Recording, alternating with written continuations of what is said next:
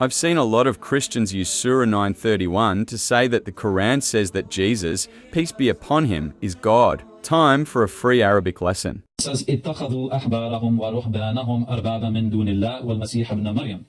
So, اتخذوا means they took. Ahbar, priests. Ahbarahum, they're priests. Waruhban, and monks. Waruhbanahum, and their monks. Arbaban means as lords. Min duna, which means besides or rather than Allah, God.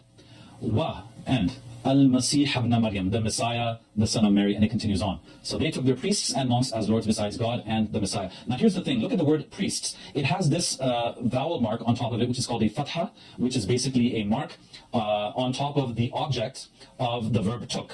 So ahbara, that vowel mark on the top means that priests is the object of they took. They took what? They took their priests, and you see that above the monks. Waruhban also has that vowel mark above, which means they took their priests and their monks as lords, min dunillahi, rather than Allah, rather than God.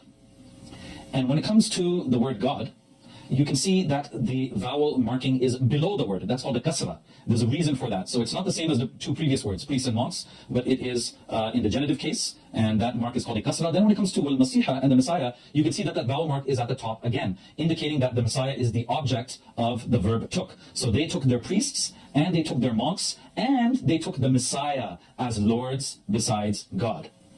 Now let me make that even clearer to you in just the English. They took, took we know is a verb. They took what? They took their priests.